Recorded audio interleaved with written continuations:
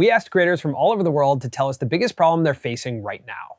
We then summarized those questions, and what we realized was that everyone is actually facing the same 3 problems. So in this video, we're gonna help you solve those 3 problems. If we haven't met yet, we're Colin and Samir. We've been making YouTube videos together for 15 years, and we host a show on YouTube called Creator Support, where we sit down with creators and workshop their problems. But in this special Adobe Max edition, we're gonna be answering the most asked questions from creators all over the world, starting with, how do I grow?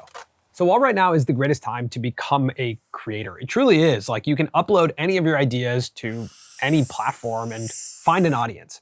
But that also means that there's more competition than ever. There's more videos uploaded to YouTube, Instagram, and TikTok on a daily basis. There's a lot more for people to discover and spend their time on. So the first thing you need as a creator is to find something we call content market fit. Content market fit has to do with 3 things. What you want to make. There has to be an audience for that content. Like, people have to want to watch what you want to make. And then the platform that you're uploading to has to also want that type of content. Now, if you can find something that matches all these 3 things, then you've found content market fit. The challenge is, once you find this, it doesn't mean that you kind of just sit back and that's it. All 3 of these circles just start to shift and take different shapes over time.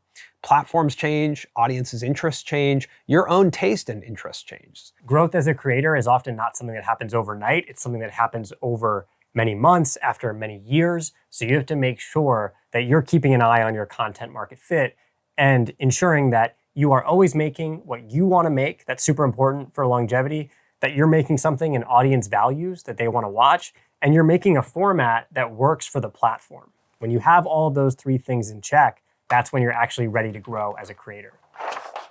Now, when it comes to the actual content that you're making, we try and ask ourselves 3 questions before we make anything. Number 1, who is this for?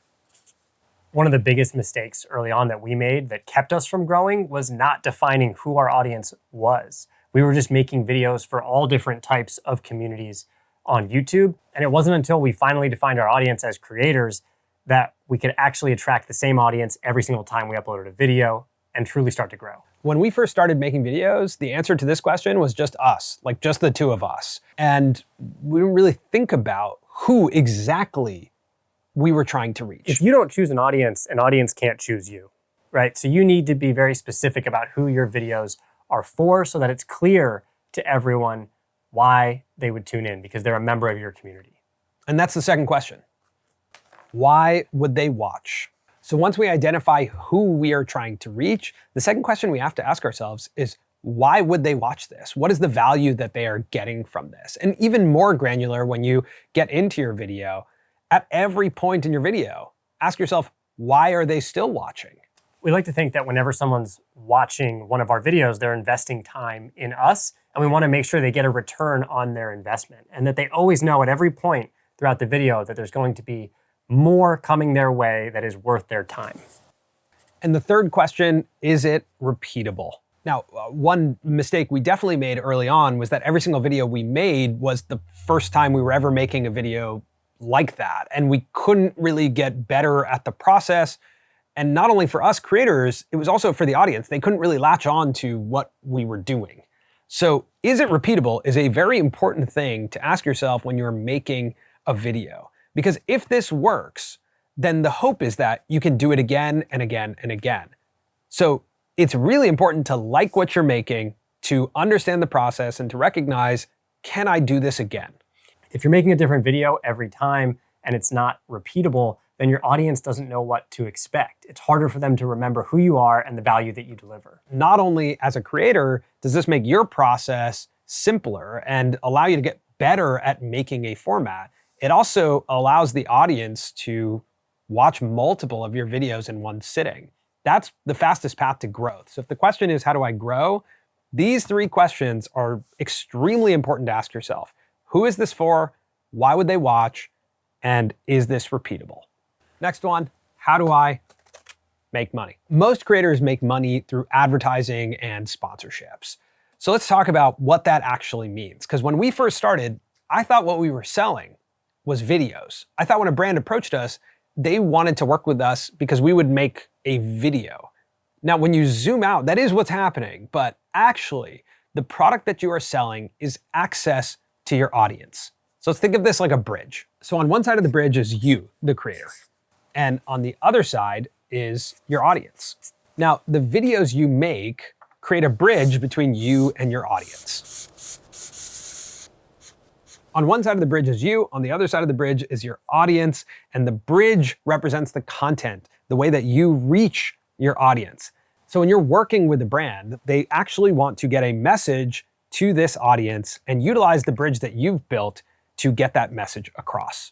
So what you are selling is access. It's a really important thing to know. The bridge is your content. It is the vehicle by which the brand will actually get to access the audience. Okay, a couple things when it comes to this metaphor. Number one, the clarity of who is on the other side of this bridge is the most important part when it comes to a brand. It's not actually how many people are over here, it's how many of the people that I want to reach are over here. So I will pay a premium if I can get my message to relevant people. So if I know that there are relevant people on the other side of that bridge, then I will pay a premium to cross it. Imagine you're a brand that sells bikes. You would want to make sure that everyone on the other side of that bridge really needs and cares about bikes. Otherwise, you're not going to pay to cross the bridge. Now, the second bit here is you have to have a lot of clarity in being able to explain how the brand is allowed to cross this bridge. So what that means is like developing what your advertising product looks like as a creator. For example, we have a podcast, and when we first started going out to advertisers, what we offered was a 60 to 90 second integration read by us with a link for the brand in the description. That was our product and what the brand actually could buy. Now, what we didn't do was leave that open for discussion and say, so what do you want? What was really important to us is that we controlled how the brand could cross this bridge to get to the audience. Now, not to throw another metaphor at you, but hopefully you can handle it. I'm going to throw another metaphor. So imagine that you are a restaurant owner. What you need is a menu, a simple menu for people to understand what they can buy from you and how much that costs. And the last thing you want on a menu is every option under the sun. We sell cheeseburgers, we sell burritos, and we also have dumplings. That's not what you want. You want to be very specific about what you are good at and what you're confident in delivering to the brand. So, monetization, clarity of audience, and clarity of product.